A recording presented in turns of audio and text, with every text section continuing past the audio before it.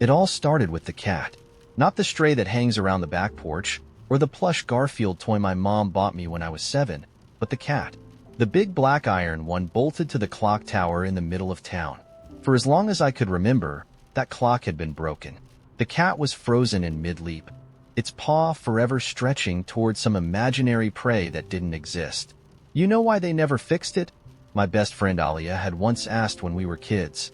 They say whoever gets the clock running again will have all their wishes come true. Why? I asked, biting into my ice cream cone. Because the cat's magic, obviously, she said, like it was common knowledge. We grew up and forgot about the cat, as kids do. But then life happened. Alia got laid off, had her car repossessed, and moved back in with her mom. Her glow dimmed, replaced with a tight, brittle shell of someone who was trying to hold it together but barely succeeding. She wouldn't admit it, but I knew she needed something, some spark to pull her out of the slump. Something like magic. I don't know why the cat came back into my head, but once it did, I couldn't shake the idea. Fixing the clock? Maybe it wouldn't grant her wishes, but it would be a gesture. A ridiculous, over-the-top way of saying, "Hey, I see you. I care." Alia loved grand gestures. She once threw me a surprise birthday party with a live mariachi band because I jokingly said I wanted a fiesta. So, I decided I'd fix the cat's clock. The problem? I didn't know anything about clocks, or iron cats, or the ancient mechanisms that made those kinds of things tick. But I had Google, an unearned sense of confidence, and a toolbox full of my late dad's mismatched wrenches. I started with research, lurking on forums where clock repair enthusiasts posted cryptic tips like, "Check the escapement anchor." What the hell was that? I found old photos of the clock from the 1950s, back when it worked, and even tracked down a retired clockmaker named Gus who agreed to talk me through the basics, though he seemed more interested in ranting about how nobody respects craftsmanship anymore. When I finally worked up the nerve to sneak into the tower, it was a disaster. First, I nearly fell off the rickety spiral staircase. Then I accidentally dropped my flashlight, which clattered all the way down to the bottom like a death knell. When I reached the top, I was greeted by decades of dust, cobwebs, and the overwhelming smell of pigeons. The cat loomed above me, its iron surface dull with grime, and the clock mechanism sat in the corner like a forgotten monster, all gears and springs and a chain that looked like it belonged in a medieval torture chamber. But I was determined. Every night for a week, I climbed up there with tools, diagrams, and an ever-growing sense of inadequacy. I tweaked gears, replaced rusty parts, and even managed to clean the cat itself, its sleek shape gleaming again under layers of filth. Each time I left, I felt a little closer to making it work. Finally, after countless trips and a growing collection of pigeon-related nightmares, the moment came. I wound the clock by hand, set the hands to midnight, and waited. There was a long, heavy silence, broken only by my own breathing and the faint hum of the town below. Then, with a low groan, the clock's gears began to turn. Slowly, creakily, the hands moved forward. The cat's paw seemed to leap again, its iron form alive against the moonlight. I laughed, giddy with victory, and immediately texted Alia. "Meet me at the square. Now, bring coffee." She arrived, groggy and confused, clutching 2 mismatched mugs of coffee. "What the hell is so important at?" She froze, staring up at the tower. "You fixed it," she whispered. "Technically, the cat and I fixed it," I said, grinning. "Do I get my wishes now, or what?" She stared at me, then back at the clock. Her expression flickered between awe, confusion, and something else I couldn't place. Finally, she said, "You did all this for me?" "Of course," I said, nudging her. "Figured you could use a little magic in your life." That's when her face twisted, not into a smile, not into gratitude, but into something darker. She set the mugs down on the ground with a clink. "So, you think I'm pathetic now, huh?" "What?" I blinked, caught completely off guard. "No, that's not." "I get it," she interrupted, her voice sharp. "You think my life's such a mess that I need you to swoop in and save me with, what? A broken clock? A bedtime story?" "It's not like that," I said, feeling the ground shift beneath me. I just wanted to do something to cheer you up by reminding me that my life's falling apart, she snapped. Great. Thanks. Alia, come on, I said, my voice cracking. This isn't about that. It's about us. About when we were kids and you believed in magic and, well, I don't believe in it anymore, she shouted, her voice echoing in the empty square. I believe in rent and bills and jobs that don't call you back. Fixing a clock doesn't fix me. She stormed off, leaving the coffee and my heart cooling in the night air. The cat leaped silently above me, its magic, or lack thereof, mocking me from the shadows. Now, every time I pass that clock, I wonder if I miscalculated. Did I do it for her? For me? Did I push her too hard, or not enough? Was the gesture worth anything at all, or was it just another way of proving I didn't understand what she really needed? I live in a small, close-knit neighborhood where everyone pretends they're best friends but secretly spies on each other through the blinds. It's the kind of place where a slightly overgrown lawn sparks rumors of financial ruin. My neighbor, Carl, is the unofficial ruler of the block. He's retired, spends his days meticulously tending to his perfect lawn, and considers himself the sheriff of suburbia. I'd managed to stay on Carl's good side for 2 years, mostly by keeping to myself. Until the watermelon. One evening, I came home to find a massive watermelon in the middle of my driveway. No note, no explanation, just a big, green melon sitting there like it had fallen from the sky. I looked around, confused, but no one was outside. Not knowing what else to do, I rolled it into my garage. The next day, Carl ambushed me while I was getting the mail. "Do you have my watermelon?" he asked, squinting at me like I was a criminal. "Your watermelon?" I repeated, genuinely baffled. "Yes," he said. "It went missing yesterday. A prize melon. Grew it myself." "I found a watermelon in my driveway," I admitted. "Is that it?" Carl crossed his arms. "And you didn't think to bring it back?" I wanted to point out that it's not standard protocol to assume a random melon belongs to your neighbor, but Carl was already in full accusation mode. He insisted I'd stolen it, even after I offered to return it. By the time I handed the watermelon back, he was muttering something about watching me closely. I should have let it go. But the way Carl acted, as if I'd committed a felony against produce, got under my skin, so I decided to have a little fun. The next morning, I bought a bunch of plastic watermelons from a craft store and scattered them around his yard. One in the flower bed, another perched on his grill, a third balanced on top of his mailbox. It was stupid and juvenile, but the thought of Carl stomping around his yard in a rage made it worth it. It worked. By noon, Carl was standing on his lawn, holding one of the fake watermelons, shouting, "Who did this?" at the sky. I watched from my window, biting my lip to keep from laughing. That should have been the end of it. But Carl wasn't the kind of man to take a prank lying down. The next day, I woke up to find my lawn covered in tiny flags. Not American flags. Carl wouldn't dare desecrate the stars and stripes, but cheap, brightly colored ones, the kind you'd use to mark a sprinkler system. They were everywhere, hundreds of them poking out of the grass like some sort of avant-garde art installation. A note was taped to my door, "Stay off my lawn." I retaliated by turning his lawn into a watermelon shrine. I found watermelon-themed lawn ornaments, wind chimes, even a garden gnome holding a slice of watermelon. Under the cover of darkness, I set them all up. The piece de resistance was a giant inflatable watermelon, which I anchored right in the center of his yard. Carl was livid. The next morning, he called an emergency HOA meeting to address the neighborhood's declining moral standards.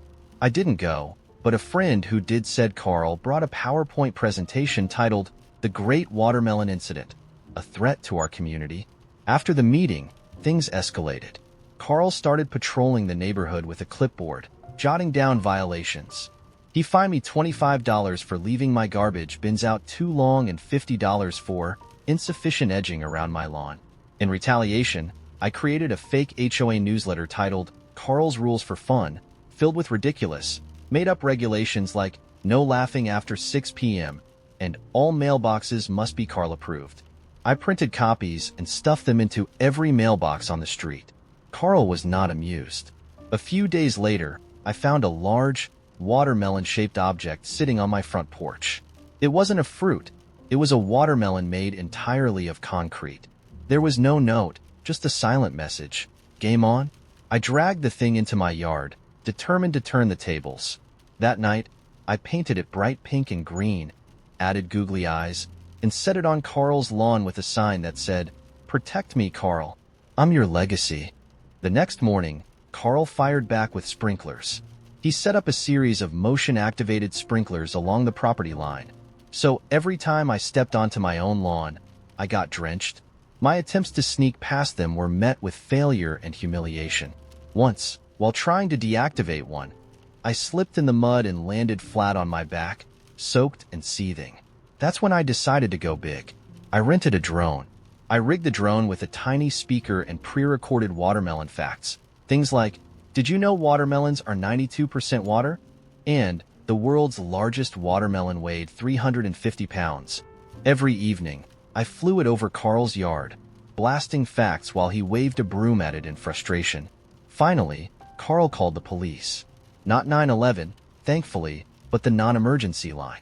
2 officers showed up at my door, looking deeply unimpressed when I explained the situation. "Sir," one of them said, barely suppressing a sigh, "are you telling me this is all over a watermelon?" "Yes," I said. "Ma'am," he asked Carl, "do you really want to file a report about a drone and some garden ornaments?" Carl glared at me. "No," he grumbled. The officers left, shaking their heads, but Carl and I both knew this wasn't over. Now, every time I walk outside, I feel his eyes on me. My friends think I should apologize, but honestly, I'm tempted to buy another inflatable watermelon. So, AITA? It all started with the cursed couch. Well, it wasn't technically cursed, but my best friend Liv swore it was.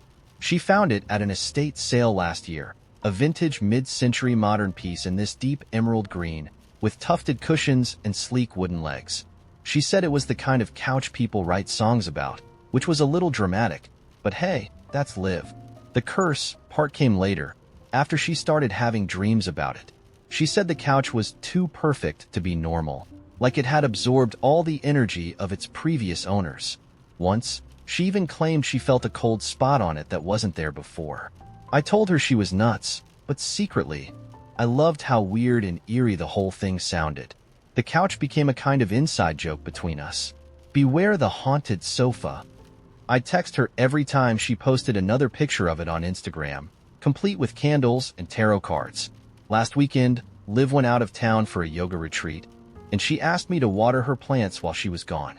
She left her spare key under the mat, and I figured I'd swing by, spritz a few succulents, and call it a day. But when I walked into her apartment, I stopped dead in my tracks. The couch was perfect. I mean, it was gorgeous. Liv's pictures didn't do it justice. The color, the craftsmanship, it practically radiated luxury. And then the thought popped into my head, completely unbidden. I need this couch. Let me clarify. I wasn't planning to steal it. Not at first. But the more I sat there, staring at it, the more the idea grew roots. I'd been meaning to replace my old lumpy sofa anyway. Liv wouldn't even notice if it was gone for a few days, and I'd bring it back before she got home. No harm, no foul, right? Before I could talk myself out of it, I called my cousin Nate. He owns a truck and owes me a favor for covering for him when he forgot our grandma's birthday last month. Within the hour, we were loading the couch into the truck bed, sweating under the summer sun. "You sure this is cool?" Nate asked, strapping it down. "Totally," I said, with a confidence I didn't actually feel. Liv said I could borrow it. She loves sharing her stuff. That was technically a lie, but Nate didn't need to know that. By the time we got it to my apartment, I was giddy with excitement. The couch fit perfectly in my living room, as if it had always belonged there. I spent the rest of the afternoon arranging throw pillows and taking artsy pictures to post online. I didn't tag Liv, of course. No need to stir the pot. That night, though, things started getting weird. It began with the noises. Little creaks and groans, like the couch was adjusting itself. I figured it was just settling after the move. Then my cat, Beans, started acting strange. He usually loves lounging on the couch, but he refused to go near this one. Instead, He sat across the room, staring at it like it had personally insulted him. By midnight, I was regretting everything. The air in my apartment felt heavy, like I was being watched. I tried to laugh it off. Liv's ghost stories must have gotten in my head. But when I turned off the lights to go to bed, I could have sworn I heard whispering. The next morning, I decided to return the couch. I wasn't about to tell Liv about the whispers. She'd never let me live it down. But I could at least admit I'd borrowed it without asking. So, I called Nate again and told him we needed to do a quick switcheroo. But when we got to my apartment, the couch was gone. Very funny, I said, assuming Nate had gotten there early and moved it as a prank. What are you talking about? He said, looking genuinely confused. Where'd it go? I looked around, half expecting to find it shoved into a corner or flipped upside down as some elaborate joke. But it wasn't anywhere. Not in the living room, not in the hallway, not even in the building lobby. It had vanished. I panicked. Liv was coming home the next day, and I couldn't exactly say, "Hey, I borrowed your couch and now it's missing?" Nate suggested calling the cops, but what was I going to tell them? That a haunted piece of furniture walked out of my apartment on its own? Instead, I tried to stall. I texted Liv, saying something vague about wanting to deep clean her place before she got back. She didn't question it, probably too blissed out from yoga to care. That night, I barely slept. I kept hearing those whispers again, even without the couch. It was like the absence of it was worse than having it there. By dawn, I was convinced I'd made a huge mistake, one I might never be able to fix. When Liv came home, I braced myself for her to notice the missing couch immediately. But to my shock, she didn't say anything. She walked into her apartment, thanked me for watering her plants, and started unpacking her bags like everything was normal. I couldn't take it. "Hey," I blurted, "how's the couch?" She looked at me, confused. "What do you mean?" "You know, the green one. The one in your living room." Her brow furrowed. "Lila, what are you talking about? I don't have a green couch." I froze. "Yes, you do. The vintage one you got at the estate sale?" She shook her head.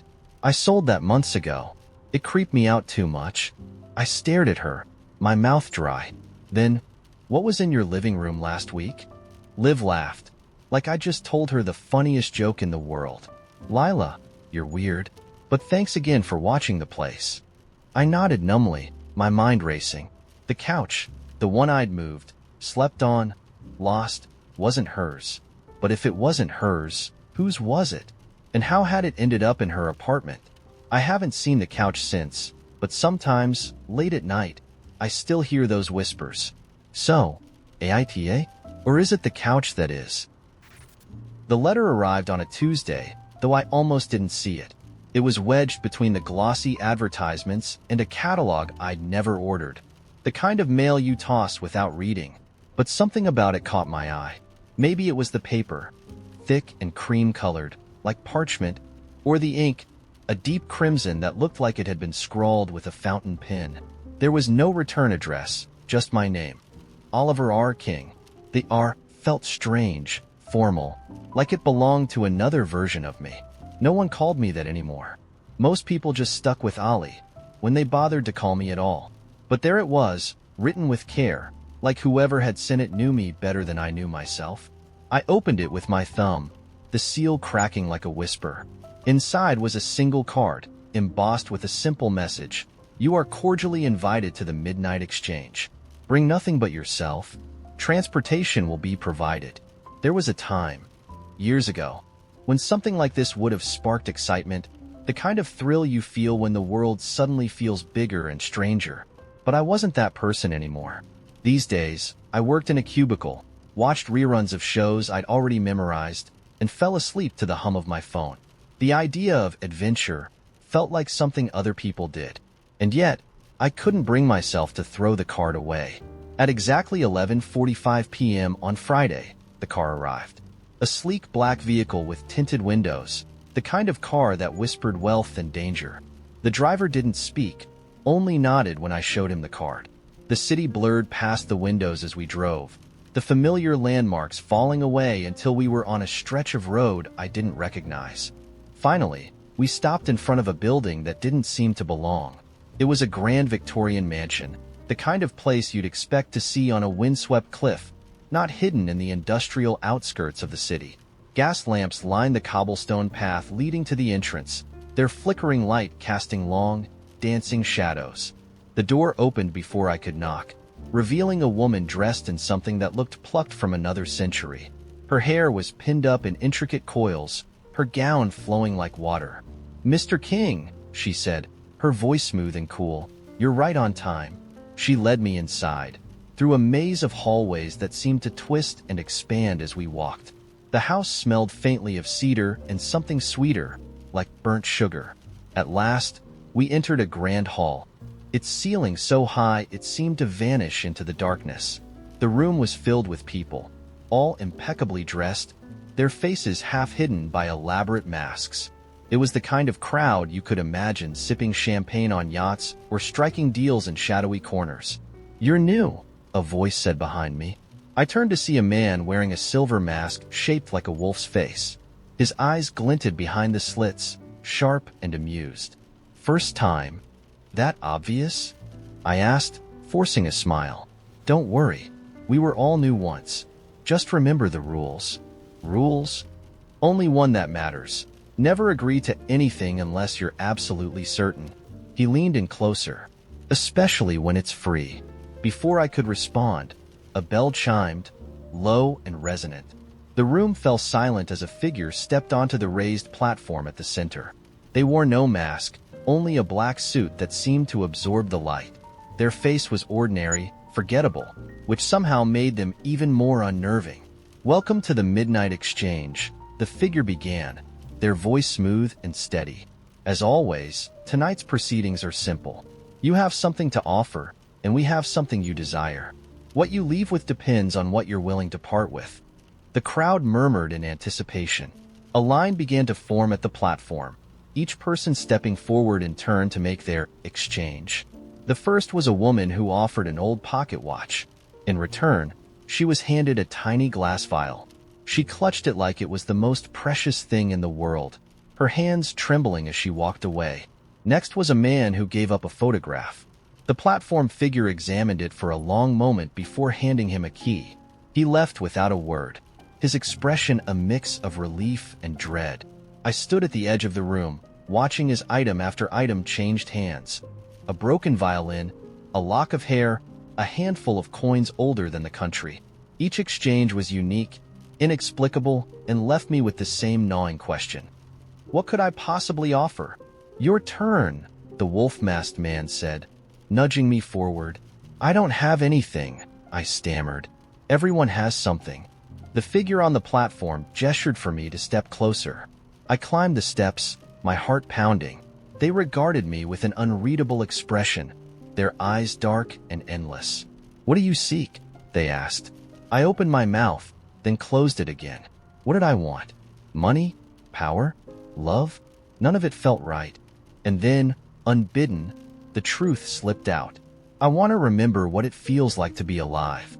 The room fell silent. The figure tilted their head, as if considering. Then they extended their hand. "What will you give in return?" I hesitated, searching myself for something, anything, and then I knew.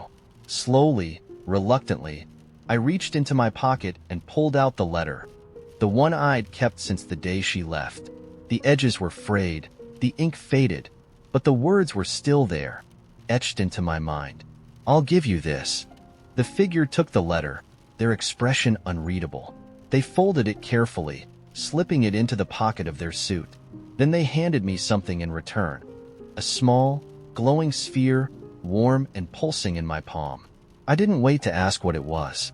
I stepped off the platform and out of the house, the sphere's light guiding me through the darkness. When I reached the car, I looked back, but the mansion was gone. And for the first time in years, so was the wait.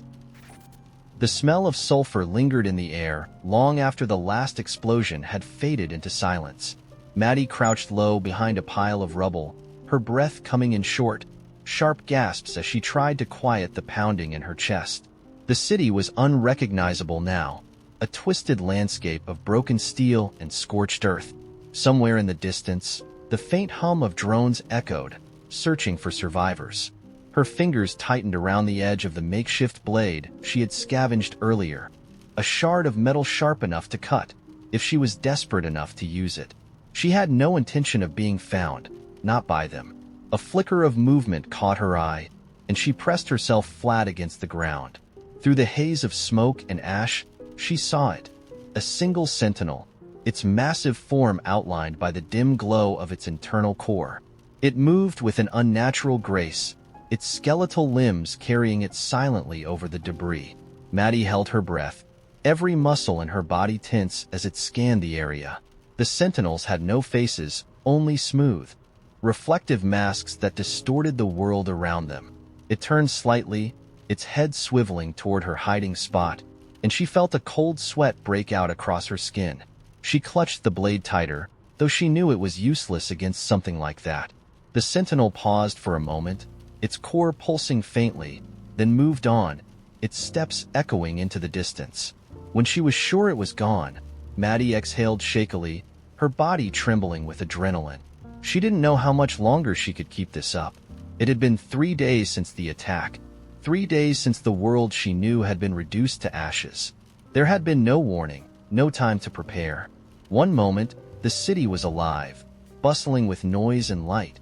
The next, it was chaos.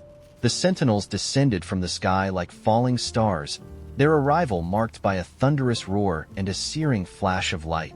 They destroyed everything in their path, sparing no one. Maddie had watched helplessly as people she knew, people she loved, were turned to ash before her eyes. She wiped at her face, smearing dirt and tears across her cheeks, and forced herself to move. Staying in one place too long was a death sentence. Her legs felt heavy, every step a struggle as she picked her way through the ruins. The city was eerily quiet now, the only sounds the distant whine of drones and the occasional crackle of fire. She had no destination in mind, no plan beyond survival. It was all she could do to keep moving, to keep breathing. As she climbed over the remains of what had once been a marketplace, a faint sound reached her ears, a low, rhythmic hum, almost like a heartbeat. She froze, her instincts screaming at her to turn back, but something about the sound drew her in. Carefully, she crept closer, her steps silent on the broken pavement. The sound grew louder, more distinct, and she realized it was coming from beneath a pile of debris. She hesitated, glancing around to make sure she was alone, then began to dig. The rubble was heavy, and her arms ached with the effort, but she didn't stop. Finally, she uncovered the source of the sound. A small, pulsating sphere of light, no bigger than her fist. It floated just above the ground, its glow casting strange, shifting patterns across the debris. Maddie stared at it, mesmerized. It was unlike anything she had ever seen, beautiful and terrifying all at once. She reached out hesitantly, her fingers brushing against its surface, and felt a sudden jolt of warmth spread through her body. For a moment, the exhaustion and fear melted away, replaced by a strange sense of clarity. A voice, soft and melodic, filled her mind. "You are not alone," it said. Maddie stumbled back, her heart racing. She looked around wildly, but there was no one there. The voice came again, soothing and insistent. "Take me. We can stop them." Her eyes darted back to the sphere. It pulsed faintly, as if in response to her hesitation. She didn't understand what it was, didn't know if she could trust it, but what choice did she have? She couldn't keep running forever. Slowly, she reached out again, this time wrapping her fingers around the sphere. The moment she touched it, a surge of energy coursed through her, and the world seemed to shift. Images flooded her mind. Visions of a time before the Sentinels, of a group of scientists working in secret to create a weapon, a chance to fight back. The sphere was their creation, their last hope. But something had gone wrong. The Sentinels had found them before the weapon was completed, and the scientists had scattered, hiding the fragments of their work in the ruins of the city. The sphere was only one piece. To stop the Sentinels, she would need to find the others. The visions faded, and Maddie was left gasping for breath, the weight of what she had seen pressing down on her. She looked down at the sphere in her hand, its glow now steady and reassuring. For the first time in days, She felt a flicker of hope. She didn't know how she was going to do it, didn't know if it was even possible, but she had to try. The sound of approaching footsteps jolted her back to reality. She slipped the sphere into her pocket and turned to see a group of figures emerging from the smoke. At first, she thought they were sentinels, but as they drew closer, she realized they were human, or what was left of them. Their clothes were torn and bloodied, their faces hollow with exhaustion. They stared at her with a mix of suspicion and desperation. One of them, a tall man with a scar running down the side of his face, stepped forward. "You're alive," he said, his voice rough. "How?" Maddie hesitated, her hand brushing against the sphere in her pocket. "I don't know," she lied. "Just lucky, I guess." The man studied her for a moment, then nodded. "You'd better come with us. It's not safe out here." Maddie glanced back at the ruins, then at the group. She didn't trust them, not entirely, but she couldn't survive on her own. Not anymore. She nodded, falling into step beside them as they moved deeper into the city. She kept her hand in her pocket, her fingers wrapped around the sphere, and felt its warmth steady her racing heart. Whatever happened next, she wouldn't face it alone. The argument began with a canoe. A bright red, two-person canoe that Evan had insisted we rent for our perfect lakeside weekend getaway. He was practically giddy when he showed it to me, standing there in his khakis and adventure vest like some knockoff Indiana Jones. "This," he declared, slapping the side of the canoe as though it were a prized racehorse, "is how we connect with nature. Paddle and sink, glide across the water, and just be." I stared at the canoe, unimpressed. I thought we agreed on fishing. Quiet, relaxing, not paddling. "Fishing is relaxing," he countered. "But it's boring. Come on, Meg. Don't you want to feel the thrill of exploration? The wind in your hair? The call of the wild?" "Not particularly." "Trust me," he said, grinning. "You'll love it." I didn't love it. I didn't love the fact that he dragged me out of bed at the crack of dawn, packed the car with more gear than we'd need for a month, and then spent an hour at the dock meticulously tying down his adventure essentials. I definitely didn't love the part where we nearly capsized 5 minutes into our journey because Evan insisted on testing the canoe's stability. "You need to paddle harder," he said as we wobbled in the water, the shoreline already looking like a distant memory. "You're throwing off our rhythm." "I'm paddling just fine," I shot back, my arms already aching. "Maybe if you stop narrating everything like you're on National Geographic, we'd actually get somewhere." Evan laughed, clearly unfazed. "This is teamwork, babe. You can't just brute force it. It's all about finesse." The next half hour was a comedy of errors. We veered wildly left, then overcorrected and spun in circles. Evan barked orders like he was captaining the Titanic. My paddling grew increasingly passive-aggressive. By the time we finally made it to a small island in the middle of the lake, I was seething. "See?" Evan said, hopping out of the canoe and hauling it onto the shore. "We make a great team." "Sure," I muttered, stepping onto solid ground with all the enthusiasm of a cat dragged to a bathtub. The island itself was small but picturesque, trees arching overhead, wildflowers dotting the grass, the whole place bathed in golden sunlight. It should have been peaceful. It could have been peaceful, but Evan had other plans. "I brought lunch," he announced, pulling a cooler out of the canoe. "And after that, we can try my treasure hunt." I froze mid-step. "Your what?" "Treasure hunt," he said casually, as though this was something normal people did. I mapped out a little route. Clues, riddles, the works. "It'll be fun." I stared at him, dumbfounded. "You planned a treasure hunt on an island we've never been to, in the middle of nowhere?" "Yup. Don't worry. I marked the starting point. The rest is easy." "Evan," I said slowly, "I thought this was supposed to be a relaxing trip. Sit by the water, have some snacks, maybe nap. You know, relaxation." "This is relaxing," he insisted, already pulling out a rolled-up map. "Come on. Where's your sense of adventure?" "Oh." It died somewhere between the third paddle stroke and you yelling starboard. Like we were storming the beaches of Normandy. Evan frowned, clearly disappointed. "Don't be like that. I did all this for us. I thought you'd enjoy it." And that's when it hit me. The audacity, the sheer, unfiltered Evan-ness of it all. This wasn't about us. It was about him, his ideal trip, his ridiculous treasure hunt, his fantasy of us as some power couple of the wilderness. And if I didn't play along, I was the bad guy. Fine, two could play that game. Okay, I said, forcing a smile. You want a treasure hunt? Let's do it. Evan lit up. Really? Awesome. I waited until his back was turned, then grabbed the cooler and quietly slipped it into the bushes. Step 1. Hide the snacks. Step 2. Chaos. The first clue led us to a tree marked with a piece of bright orange tape. Easy enough. But as Evan bent down to retrieve the next riddle, I pocketed it and quickly scribbled my own version on a scrap of paper I'd found in the cooler. New clue. The treasure you seek is bound to be sweet. But first, Evan, you've got to compete. Try the water. Take a leap. Only then the next clue you'll reap. What does it say? Evan asked, squinting at the paper. Oh, it's genius, I lied. Something about proving your bravery by jumping into the lake. Evan's face twisted into a mix of confusion and determination. I didn't write that, but it does sound kind of cool. I watched, barely suppressing my laughter, as he stripped down to his swim trunks and launched himself into the freezing water. The splash was glorious. The yelp that followed was even better.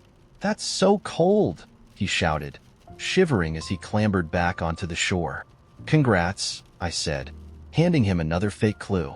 You've earned this. The next hour devolved into absolute madness.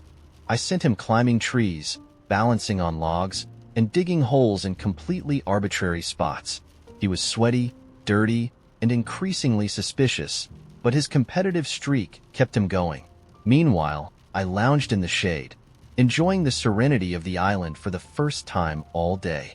Finally, as the sun dipped lower in the sky, Evan stood in front of me, clutching his latest clue and looking utterly defeated.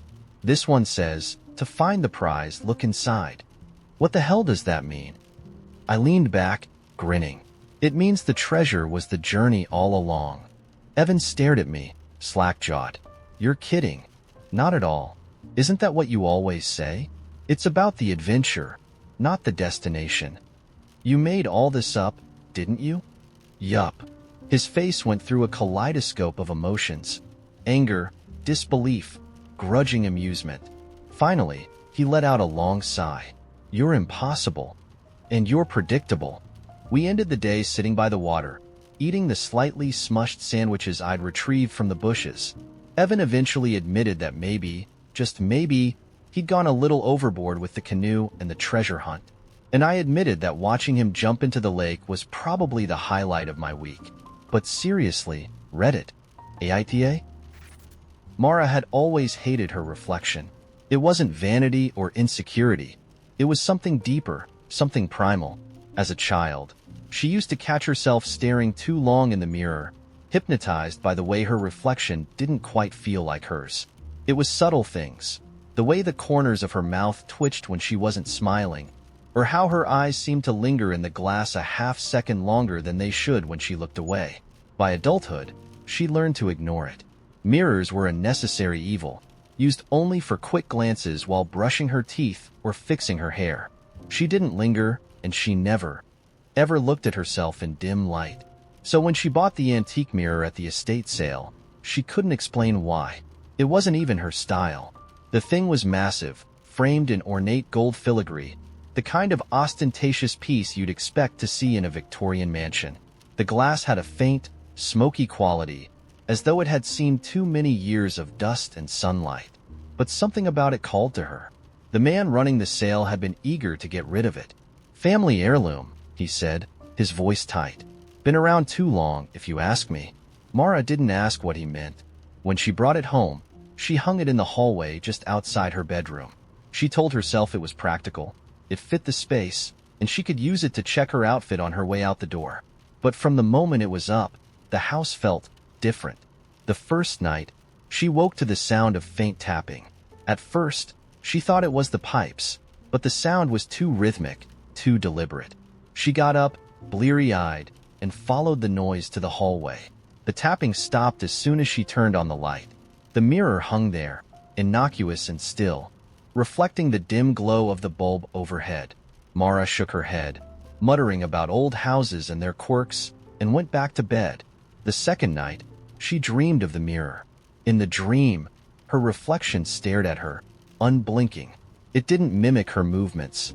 It simply stood there, its eyes hollow and accusatory. When Mara woke, her chest felt heavy, and she had the distinct impression that someone had been standing over her bed. By the third night, she couldn't ignore it anymore. She was brushing her teeth when she caught it, just for a second, in the bathroom mirror, her reflection glancing toward the hallway, as though something had caught its attention. Mara froze, her heart thundering. Slowly, she turned her head to look, but the hallway was empty. When she turned back to the mirror, her reflection was staring straight ahead, her own wide eyes staring back. "Get a grip," she whispered to herself, but her voice trembled. That night, she decided to cover the antique mirror. She grabbed an old sheet and threw it over the frame, making sure it was secure before heading to bed. But at 3:17 a.m., she woke to the sound of the sheet hitting the floor. Mara sat up, her throat tight. The house was silent, but the air felt charged, like the moments before a thunderstorm. She swung her legs over the side of the bed, her feet touching the cold floor, and forced herself to investigate. The mirror was uncovered. She stared at it, her pulse racing. The smoky glass seemed darker now, almost opaque, and she could swear the frame was humming softly, like a living thing. "Enough," she muttered. Reaching out to touch it, her fingers brushed the surface, and the world shifted. The hallway disappeared, replaced by a vast, endless void. The mirror no longer reflected her. It was a window, and on the other side was herself. Not quite her, though. This reflection was different. Its eyes were sharper, more calculating, and its mouth curled into a smile that didn't belong to her. Finally, it said, its voice a perfect echo of her own. Mara stumbled back, but the reflection stayed, its movements no longer mirroring hers. "You've been ignoring me for so long," it said, stepping closer to the glass. "But I've been watching, waiting." "For what?" Mara whispered, her voice barely audible. The reflection tilted its head, its smile widening. "For a chance to switch." Before Mara could react, the reflection slammed its hand against the glass. Cracks spiderwebbed across the surface, and the hallway began to blur, reality distorting like a ripple in a pond. She turned to run, but her legs felt heavy, as though the air itself were holding her back. Behind her, the mirror began to glow, a pale, sickly light spilling into the hallway.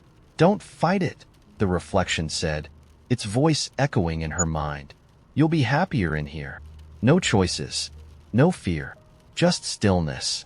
Mara screamed, reaching for anything to steady herself, but the pull was too strong.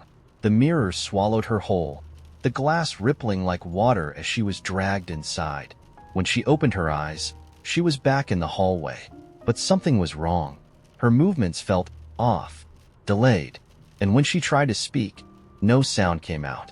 She turned toward the mirror and saw her reflection smiling at her, free on the other side. "Enjoy the view," it said with a wink, before turning and walking away. Mara pounded against the glass, her fists making no sound. She was the reflection now, and the house had never been quieter. To be fair, it wasn't really about the waffles. It was about the unspoken rules of breakfast, of partnership, of life. But in the moment, it was all about the waffles. Every Sunday morning, my boyfriend, Matt, and I have a tradition. We sleep in, make brunch, and eat together while watching something stupid on TV. I always handle the coffee, and he takes care of the food. It's a system that works, or at least it did. This particular Sunday, I was half awake, hair a mess, scrolling on my phone, when I smelled something odd. Not the rich, buttery aroma of waffles sizzling on the iron, but something faintly burnt, like a toaster that's been pushed to its limits. I got up, wandered into the kitchen, and froze. Matt was standing at the counter, holding Eggo waffles. Frozen, processed, bland. A betrayal in golden, perforated form. "What?" I said. my voice low and dangerous. Are you doing? He turned, waffle in hand, looking entirely too nonchalant. Making breakfast. That's not breakfast. That's an insult. He raised an eyebrow. It's waffles. It's frozen waffles. I gestured wildly at the pantry. We have waffle mix. The good kind.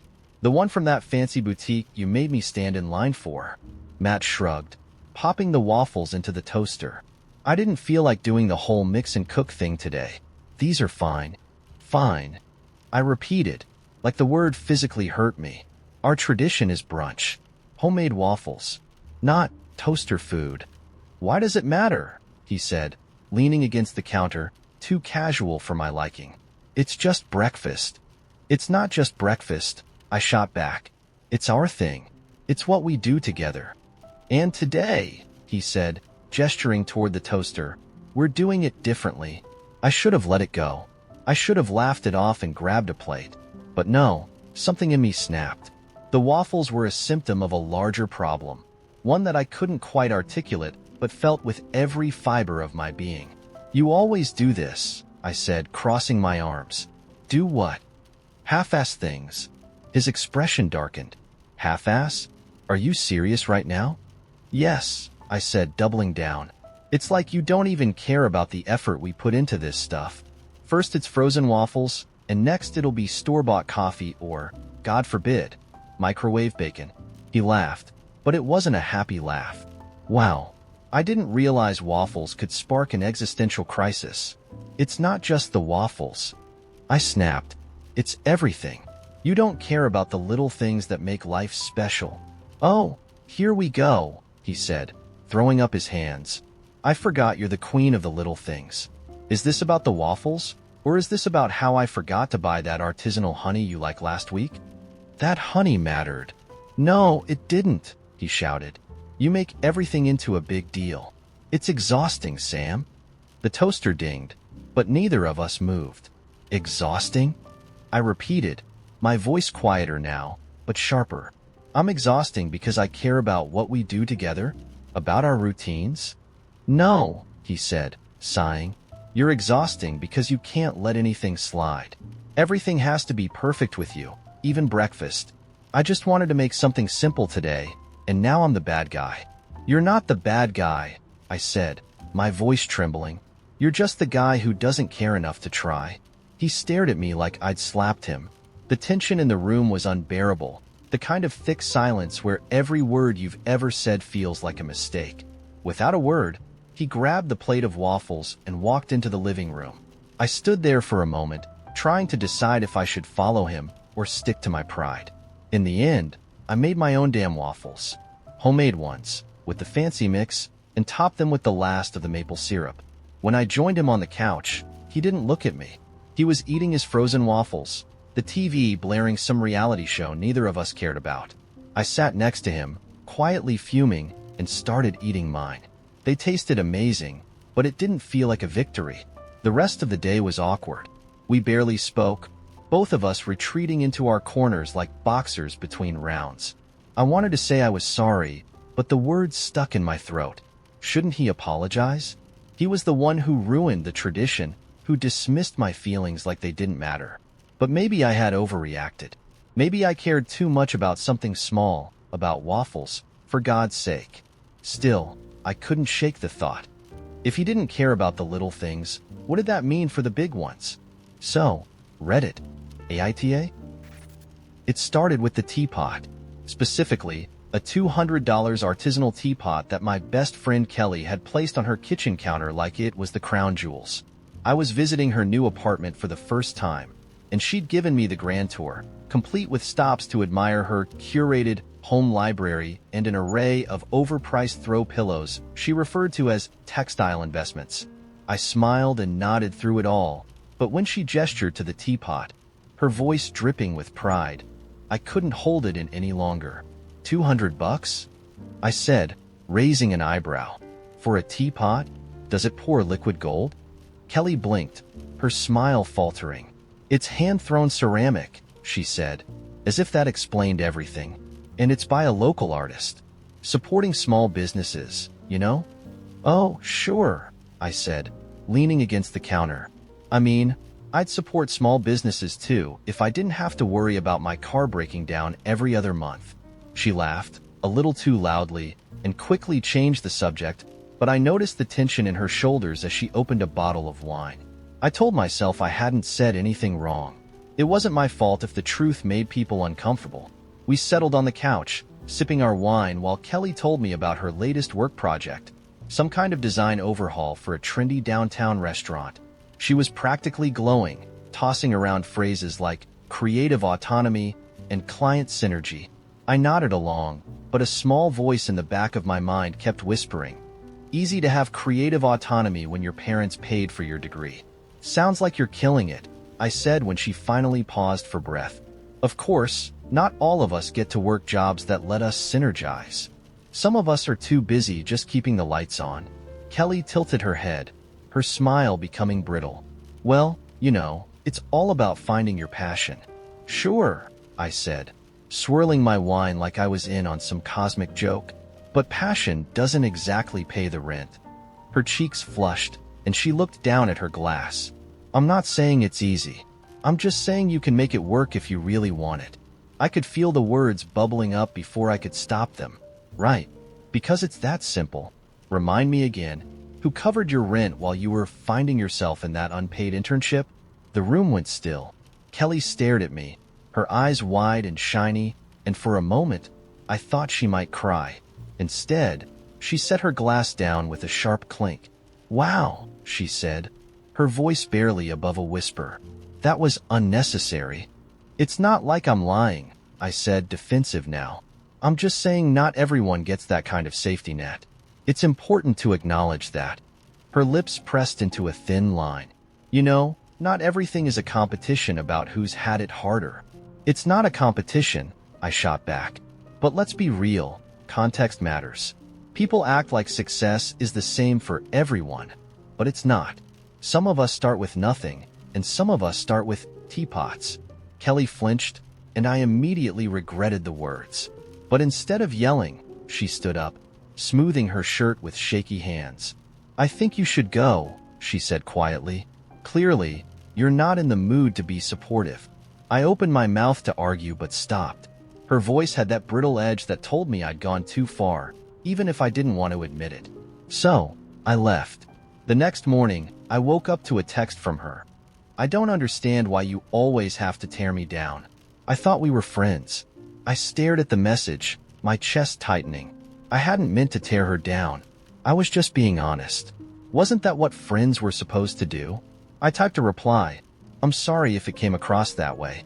I wasn't trying to hurt you, just sharing my perspective." She didn't respond. The rest of the week, I couldn't stop thinking about the conversation. Was I really the bad guy? I wasn't jealous of Kelly, not exactly. But it bugged me how easily things seemed to come to her. How she could afford to chase dreams while I was stuck chasing paychecks. Was it so wrong to point that out? On Friday, my mom called, asking how Kelly was. "We're fine," I said, avoiding the question. She said, her voice gentle, "not everything needs your commentary. Sometimes, it's enough to just let people be happy." Her words stayed with me long after we hung up. That night, as I lay in bed staring at the ceiling, I kept replaying the conversation, trying to convince myself I wasn't the villain. But deep down, I couldn't shake the feeling that maybe, just maybe, I'd been a little too honest. When I was younger, my grandmother used to tell me that some moments in life are like capturing fireflies in a jar. You only get one chance to catch the light. I never really understood what she meant until I decided to host the Night of 1,000 Stars. It was a dinner party so elaborate it felt more like a myth than a plan. The kind of thing where the invitations were hand-pressed on thick paper, the dress code included the word celestial, and the venue was an abandoned greenhouse I'd rented and transformed into a glowing dreamscape. I wasn't throwing this party for no reason. I had a plan. It wasn't just about the stars, or the endless string lights, or the ethereal playlists. This was the night I was going to propose to Jamie, the love of my life. Every detail was crafted with that moment in mind. A late-night toast, a hidden ring under a cloche, and a backdrop so magical it would feel like time had stopped. There was just one problem: Ivy. Ivy and I had been friends since college. She was the kind of person you could call at 2 a.m. when your life was falling apart, and she'd show up with a bottle of wine and a half-eaten loaf of sourdough she stole from her roommate. She was loyal, hilarious, and had an energy that filled every corner of her room. People adored her. Too much. That's the thing about Ivy. She's unforgettable in the best and worst ways. When Ivy's around, Ivy is the event. I couldn't risk it. It wasn't that I didn't want Ivy there. It was that I didn't want the night to become about her. Ivy had this way of stealing thunder without trying. She could tell one story about the time she accidentally got locked in a French bakery overnight, and suddenly, she was the star everyone was orbiting. If she were there, my proposal, this perfect moment I'd spent months building, would feel like just another plot twist in Ivy's epic saga. So, when I sent out the invitations, I didn't include her. I told myself it wasn't a big deal. She was Ivy. She'd shrug it off, probably crash some other party, and laugh about it the next day. But when the day of the event rolled around, I started to feel this creeping unease. I ignored it, focusing instead on arranging the tables, adjusting the lighting, and rehearsing what I'd say to Jamie when the moment came. The party itself was everything I dreamed of. The greenhouse glowed like a cathedral of light. Guests in glittering outfits mingled under cascading plants, sipping champagne and marveling at the stars projected onto the glass ceiling. Jamie looked breathtaking, a vision in deep blue, their laughter ringing out like music. Everything was perfect, until it wasn't. Ivy showed up. I don't know how she found out about the party. Maybe someone tagged it on social media, or maybe she just has an unholy sixth sense for knowing when something's happening without her. Either way, there she was, standing at the entrance in a shimmering silver gown, her hair adorned with tiny lights, looking like she'd just stepped out of a dream. The room shifted the moment she walked in. Guests gravitated toward her like moths to a flame. She hugged people she barely knew, cracked a joke that had the whole crowd laughing, and within minutes, it was like she'd always been there. I stood frozen, my stomach twisting. This was my night, our night, and now, it was slipping through my fingers. Jamie noticed me staring and squeezed my hand. "You okay?" I forced a smile. "Yeah, just a lot going on." I tried to stick to the plan, waiting for the right moment to pull Jamie aside. But Ivy was everywhere. She wasn't trying to be disruptive. She was just being herself, radiant and magnetic. The toast-I'd plan turned into a group conversation where Ivy recounted the time she got lost in a desert with nothing but a map written in German. The cloche with the ring sat untouched while Ivy led an impromptu game of charades that had everyone in tears from laughing. By the time I finally managed to get Jamie alone, the night felt fractured. I still proposed. I couldn't let the moment pass completely, but it wasn't the dream I'd imagined. It felt rushed, overshadowed, like a muted echo of what it was supposed to be. Jamie said yes, of course, but even as they hugged me, I couldn't shake the feeling that Ivy had stolen something precious, even if she hadn't meant to. The next day, Ivy called me. "Last night was incredible," she said, her voice bubbling with excitement. "Seriously, one of the best parties I've ever been to. Oh, and congrats. I didn't even know you were planning to propose. I'm so glad I was there for it." Her words felt like a slap. I wanted to tell her she wasn't supposed to be there, that she'd ruined something irreplaceable, but I couldn't bring myself to say it. Instead, I mumbled something vague about how glad I was she'd enjoyed it. Now, weeks later, I'm still stewing. Was I wrong to not invite her in the first place? Did I create the exact situation I was trying to avoid by not being honest? Or was it fair to want one night that was just mine, without Ivy's glow casting everyone else in shadow? Jamie says it doesn't matter, that the proposal was about us, and no one else can take that away. But I can't help wondering, would it have been different if I just trusted Ivy to step back? Or did I set myself up for this by shutting her out? That's how I ended up ruining my best friend Kate's gender reveal party. Kate and her husband, Ryan, are those people. You know the type. Everything in their lives looks like it's been filtered through Instagram. Their house is always spotless, their dog has its own wardrobe, and their big moments come with hashtags. When Kate announced she was pregnant, she threw a pregnancy kickoff brunch, complete with tiny quiches and custom mocktails. So, Of course, when it came time for the gender reveal, it wasn't going to be a simple cupcake or balloon pop. No, this was an event. The party theme was building our future, which meant the entire backyard was decorated with little construction hats, toy trucks, and a life-size Jenga tower painted in pastel pinks and blues. Kate explained that the tower would be the centerpiece of the big reveal. One block hidden somewhere in the stack had the baby's gender written on it. Whoever pulled it out would get to announce the news. Cute, right? Now, here's where my brain and common sense went on vacation. The party was buzzing with people, all oohing and eyeing over the decorations and the carefully arranged charcuterie board that Kate had probably spent hours perfecting. I was hanging near the drinks table with a few mutual friends, sipping lemonade and feeling mildly out of place among the sea of perfectly coordinated outfits. That's when I overheard Ryan explaining how the Jenga reveal would work. He was demonstrating for a group of guests, pulling out random blocks to show how sturdy the tower was. "We'll start the game soon," he said, beaming. "Just remember, don't peek at the blocks unless you're the one pulling it." And that's when the idea hit me. What if I just peeked? I wasn't trying to ruin anything, not really. I thought it'd be funny, a little harmless chaos to spice up the day. Besides, I figured Kate would laugh.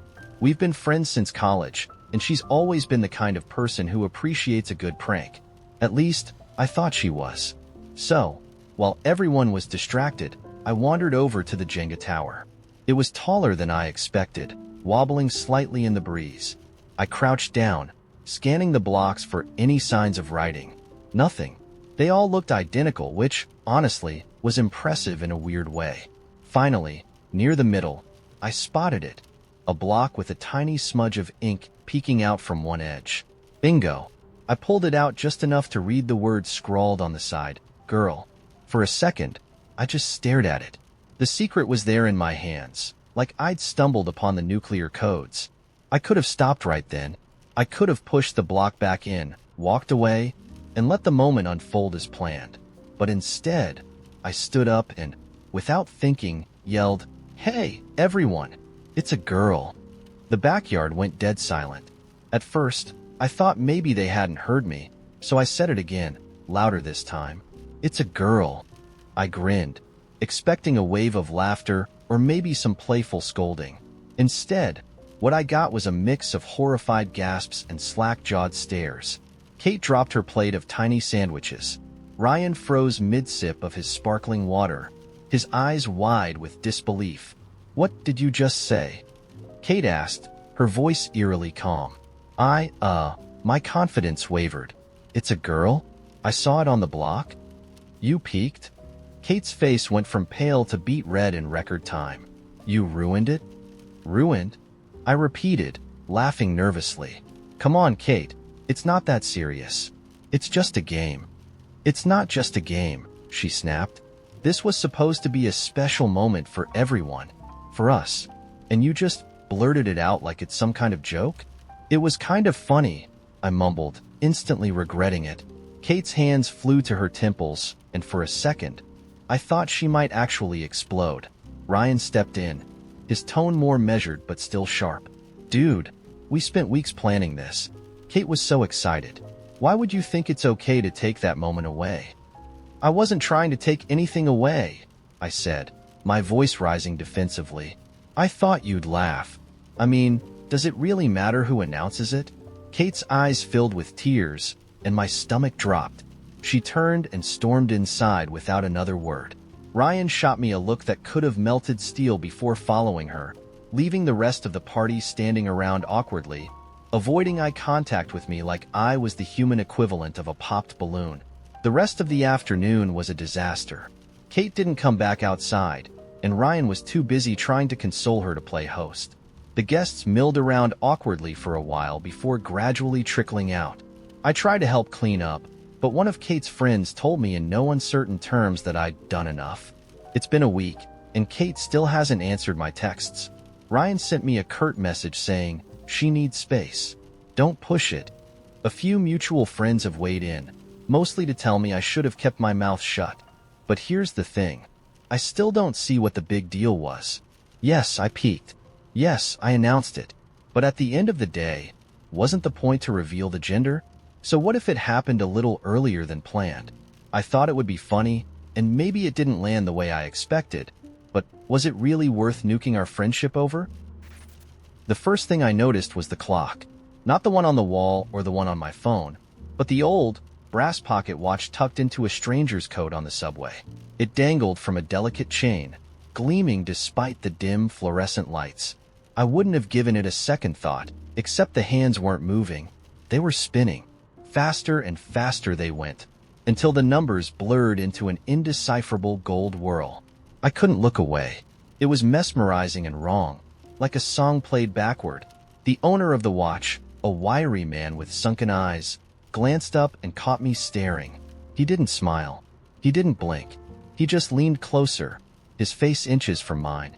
"Do you want to see how it works?" he asked, his voice a dry rasp. I should have said no. Everything about him screamed danger. The way his words crawled under my skin, the faint scent of rust and ozone hanging around him. But instead, I nodded. He slipped the watch into my hand, and the world turned inside out. 1 second, I was on the subway, the air thick with the scent of damp coats and overheated brakes. The next, I was standing in a field under a sky that shouldn't exist. The colors were wrong. Green clouds swirling over a violet horizon, stars that pulsed like breathing hearts. The air tasted sweet and sharp, like I'd bitten into something electric. The man was gone, but the watch was still in my hand, its hands spinning lazily now, as if it had settled into the rhythm of this impossible place. I turned in a slow circle, trying to get my bearings. The ground beneath me wasn't grass, but something soft and luminous, glowing faintly with every step I took. In the distance, a forest loomed, its trees reaching upward like clawed hands. "Don't stray too far," a voice called behind me. I spun around. The man was back, leaning casually against a stone pillar that hadn't been there a moment ago. He looked different now, less ragged, more solid, like this place belonged to him. "What is this?" I demanded, holding up the watch like a shield. "It's where the in-between things go," he said, his tone light, almost playful. "The things that slip through cracks. Lost keys, forgotten dreams, missed chances, and sometimes people." "I didn't slip through any cracks," I said, my voice trembling despite my best effort to sound firm. He shrugged. "Everyone does, eventually. The watch just makes it quicker." I wanted to argue, but before I could, the ground trembled beneath me. A low, rumbling sound rolled through the air, coming from the direction of the forest. The man's playful expression hardened. "You need to move," he said, his voice suddenly sharp. "Why?" "Because it's coming." I didn't wait to find out what it was. I turned and ran, clutching the watch so tightly it dug into my palm. The forest loomed closer, its twisted branches seeming to shift and writhe as I approached. Behind me, the rumbling grew louder, joined by a strange clicking noise, like hundreds of metal claws tapping against glass. "Run faster!" the man shouted, though I couldn't see him anymore. I plunged into the forest, the air turning cold and thick as I ducked under low-hanging branches. The clicking sound followed me, relentless and alien. I didn't dare look back. Instead, I focused on the watch, its hands still spinning. Somehow, I knew it was the key to getting out of this place. I just didn't know how to use it. The trees thinned suddenly, opening into a clearing. In the center stood a door. A simple wooden door with no frame, no walls, just standing there like it had been dropped from the sky. It was painted a deep, blood red, and there was a small brass plaque on it that read, "Return." I bolted toward it, but the air grew heavier with every step, like I was wading through invisible molasses. The clicking noise was deafening now, accompanied by a guttural, inhuman growl that vibrated through my bones. I reached the door, my hand trembling as I grasped the handle. "Wait!" the man's voice rang out, cutting through the cacophony. He appeared at the edge of the clearing, his face pale and frantic. "The watch. You have to stop it." "What?" I shouted back, my fingers fumbling with the spinning hands. "Turn it backward. Undo what you've done." The growling grew louder, closer. I didn't have time to think. I twisted the crown of the watch, forcing the hands to move in reverse. For a split second, everything froze. The growling, the clicking, even the air itself. Then the world cracked open like shattering glass. I was back on the subway. The watch was gone, as was the man. The passengers around me were oblivious, scrolling through their phones or staring blankly at the advertisements overhead. The only sign that anything had happened was the faint imprint of the watch's shape still pressed into my palm. I stumbled off at the next stop, my legs shaking. The fluorescent lights of the station felt harsh, almost unreal, as I tried to process what had just happened. But as I reached the turnstiles, I saw him again. The man in the suit, standing on the opposite platform.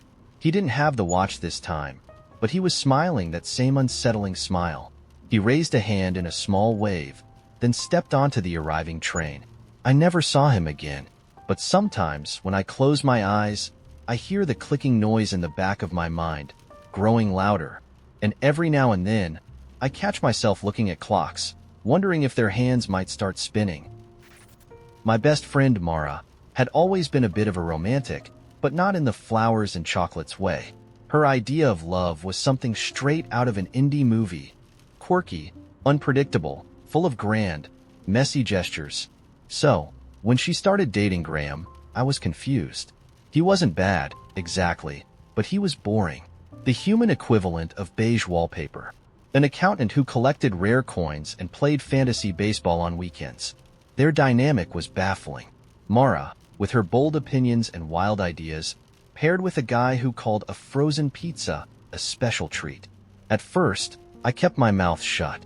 Relationships are complicated, and if Graham made her happy, who was I to judge? But then the spark started to dim. Mara stopped texting me about her crazy ideas, stopped dragging me to weird art installations or midnight karaoke sessions.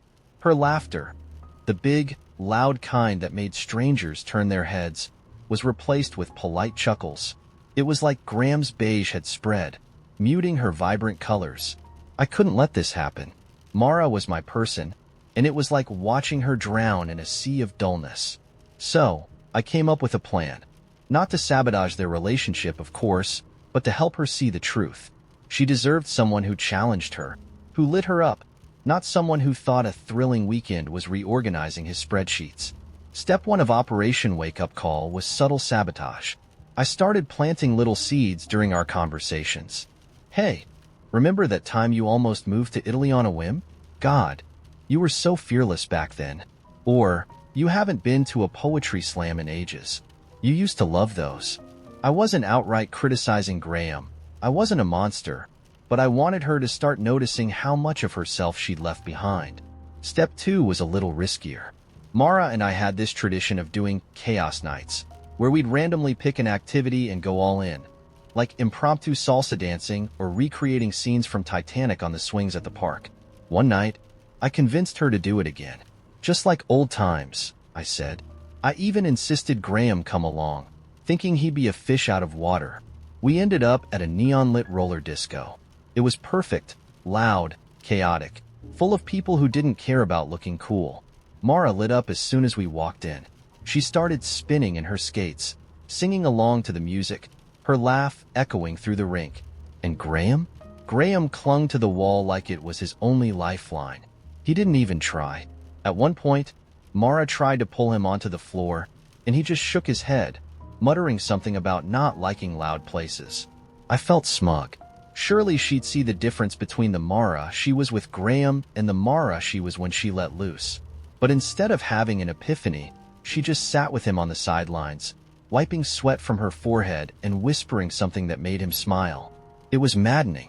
Step 3 was my boldest move yet. Mara had mentioned Graham was planning a big surprise for her birthday, and I couldn't resist finding out what it was. I cornered him at a party while Mara was in the bathroom, casually asking what he had planned. A romantic picnic, he said. I've mapped out a route through the botanical gardens. There's even a butterfly conservatory she's always wanted to visit. I wanted to scream.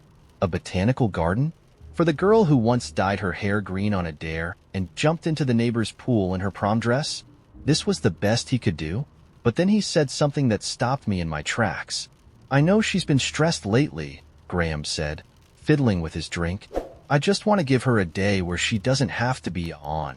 She's always so full of energy, but sometimes I think she forgets it's okay to slow down. I want her to feel cared for. For the first time, I saw Graham differently. Maybe he wasn't flashy or exciting, but he saw Mara in a way I hadn't considered. While I was trying to reignite the Mara I missed, Graham was trying to make space for the Mara who needed rest. Still, I couldn't shake the feeling that she was settling. So, I decided on one last-ditch effort. I planned a Mara intervention party. It was a surprise gathering of all the people she'd left behind.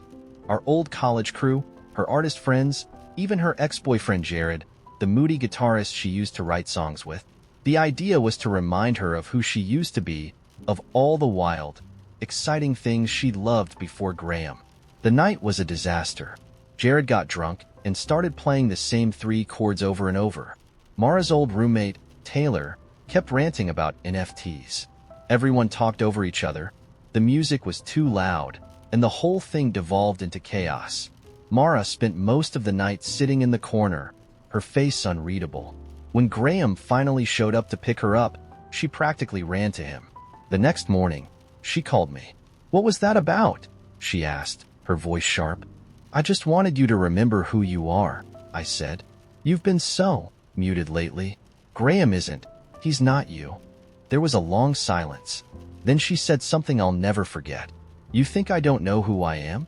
That I need chaos and drama to be happy? Maybe I'm tired of being the loudest person in the room. Maybe Graham gives me something I've never had before. Peace." I didn't know what to say. For so long, I'd been convinced I knew what was best for her, that I'd been the one saving her from a mistake. But maybe I was the one who didn't understand. Mara and Graham are still together. They got married last summer in a quiet ceremony at the Botanical Gardens. I went, of course, but I didn't make a toast. I didn't feel like I deserved to. It started as a joke. At least, that's how I justified it to myself when the whole thing spiraled out of control. My younger brother, Josh, is one of those enigmatic, keeps-to-himself types. He's brilliant, like borderline genius levels of brilliant, but painfully private about pretty much everything in his life. He's the kind of person who would tell you he's fine, even if he were bleeding out on the floor.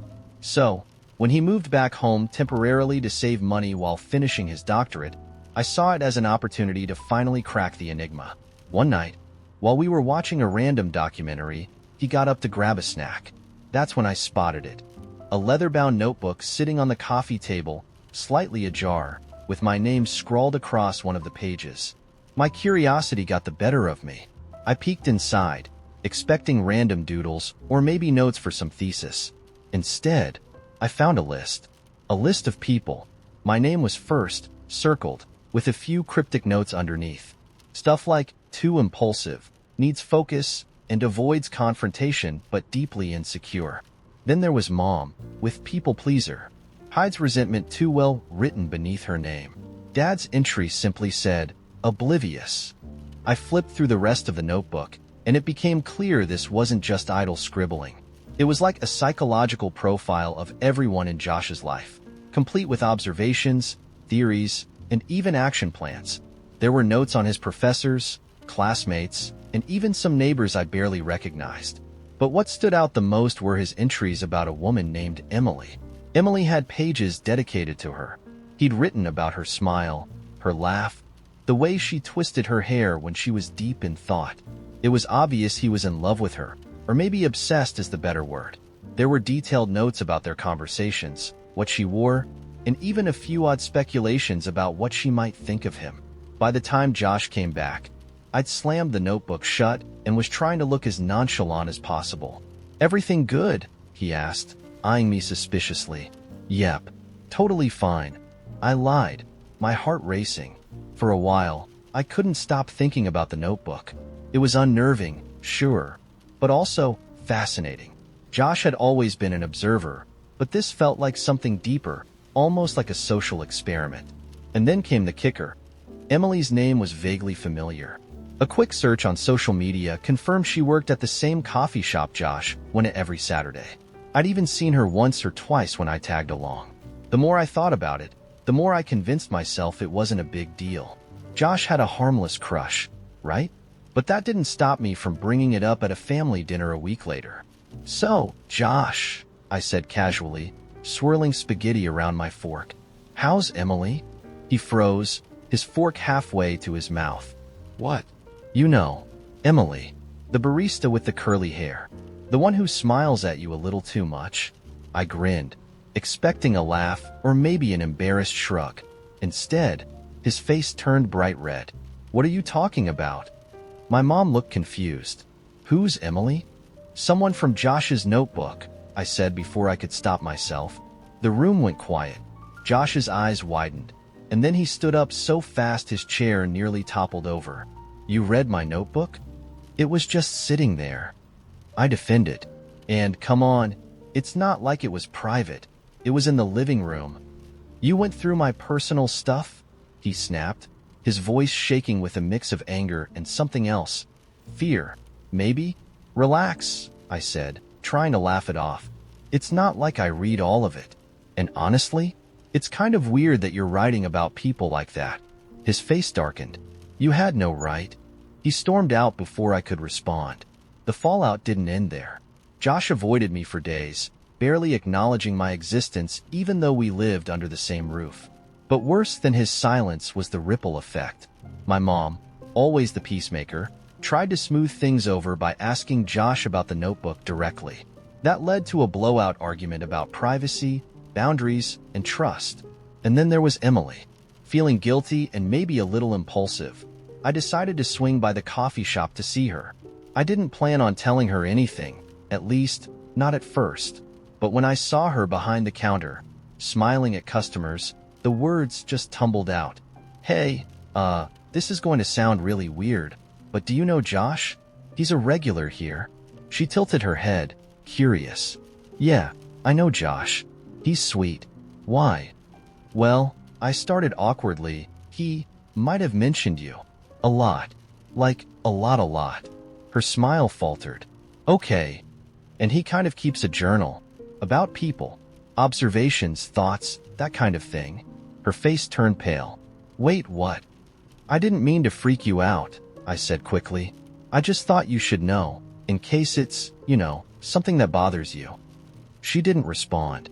She just turned and walked into the back, leaving me standing there like an idiot.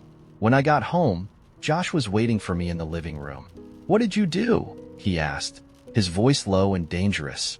I tried to play dumb. "What do you mean?" "Emily blocked me on everything," he said. "She doesn't even look at me when I go to the shop now." "What did you do?" "I might have mentioned the notebook," I admitted, shrinking under his glare, "but only because I thought she deserved to know." Josh let out a bitter laugh, shaking his head. "You've ruined everything. You think you're helping, but you're not. You're selfish. You didn't do this for her, or for me. You did it because you couldn't keep your nose out of my life." I opened my mouth to argue, but no words came out, because deep down, I knew he was right. Now, Josh barely speaks to me. Emily quit her job at the coffee shop. And the notebook? It's gone. Either burned or buried. I don't know. But the fallout is undeniable, and I can't stop wondering. Did I cross the line? Or was I right to step in before things got worse? I swear, when I planned the secret escape room for my grandma's 80th birthday, I thought it was genius. The idea just came to me one night while I was scrolling Instagram, half watching some influencer raving about immersive experiences, or whatever. My family always does the same thing for birthdays. Sit in a circle, eat cake, and tell grandma how great she is. Don't get me wrong, she is great, but the woman has been through 8 decades. Doesn't she deserve something a little unexpected? I spent weeks planning it in secret. I didn't tell anyone because, honestly, my family tends to veto my ideas before I even get to explain them. They don't get me. They're the type who follow recipes to the letter, while I'm more of a "what happens if we add Nutella to this" kind of person. I figured if I presented the escape room as a done deal, they'd have no choice but to roll with it. The concept was simple. We'd all show up to Grandma's house for her birthday dinner as planned, but instead of the usual small talk and casseroles, I'd subtly lead them into the game. My cousin Mia, who's a graphic designer, helped me whip up fake clues that I hid around the house earlier that morning while Grandma was at church. There were puzzles, riddles, and even a cipher. I even rigged up a final treasure hidden in Grandma's sewing room. A box filled with her favorite chocolates and a custom tiara that said, Queen of 80. I had it all planned out. What I didn't plan for was my family's complete inability to read the room. It started off fine. Everyone arrived on time, which was a miracle in itself. Grandma was sitting in her armchair, surrounded by the usual suspects. My mom, my aunts, my cousins, and my Uncle Stan, who showed up with a suspiciously empty casserole dish and immediately started fixing her thermostat. I waited until everyone had plates of food before I announced, Okay, everyone, we're doing something different this year. Grandma looked up from her ham loaf. Different how? She asked, suspicious. It's a game, I said, grinning. An escape room, right here in your house. Dead silence. Wait, what? My mom said, fork halfway to her mouth. Yeah, I said, pulling out the first clue card. I've set up puzzles and riddles all around the house. We have to solve them to escape before time runs out. It's going to be so much fun. Grandma blinked at me. Escape? From my own house? It's just a theme. I said quickly, You're not actually locked in. It's more like solving mysteries. You love those detective shows, right? She squinted at me. And you thought this was a good idea for my birthday? My cousin Mia, bless her, tried to save me. Come on, it'll be fun. It's like a bonding activity. Uncle Stan snorted. If this is about the thermostat, I'm not playing. Ignoring him, I handed out the first clue, which was a riddle taped to the bottom of Grandma's teapot. All right, here's the deal, I said, rallying. You've got 60 minutes to find the treasure. Let's go. For the first 5 minutes, everyone kind of humored me. My mom found the teapot clue and passed it to Grandma, who read it out loud with all the enthusiasm of someone reciting tax law. What has keys but cannot open doors? She said flatly. A piano. Mia shouted, clearly trying to get the ball rolling. Grandma, do you still have that little piano in the den? Oh, I gave that away, Grandma said, sipping her iced tea. It was ugly. This was fine. Totally fine. I improvised. Okay, maybe it's the bookshelf in the den. Let's check there. Everyone shuffled into the den, grumbling about their half-eaten plates of food. My cousin Todd immediately sat down on the couch and pulled out his phone. My Aunt Carol poked at the bookshelf like it might bite her. Grandma just stood there, watching us like we were lunatics. Is this supposed to be fun? She asked. It is fun, I insisted, grabbing the next clue from behind a copy of Murder on the Orient Express. Look, we're making memories. The second clue was a cipher, and that's where things really went downhill. My Uncle Stan declared it was too complicated. My mom said she was too old for this, and Grandma kept interrupting to tell unrelated stories about her neighbor's dog. By the time we cracked the code, half the family had wandered back to the kitchen for more ham loaf. Still, I was determined. Guys, we're almost there. Just one more clue. No offense, Grandma said, but this is the dumbest thing you've ever done. That stung. But you like puzzles. I said, you do those crosswords every morning. Crosswords don't make me crawl around on the floor, she snapped. To make matters worse, the final treasure didn't go as planned either. When we finally made it to the sewing room, Grandma took one look at the tiara and said, Is this a joke? I'm not a queen. It's symbolic. I said, You're the queen of our family. Well, I don't need a crown to know that, she said, shoving it back into the box. By the end of the night, everyone was irritated. The puzzles were scattered all over the house, and Grandma had started rewatching Jeopardy, while the rest of the family debated whether I owed them an apology or just better planning skills. So, AITA for turning my grandma's milestone birthday into a chaotic escape room? Or is my family just unreasonably bad at fun?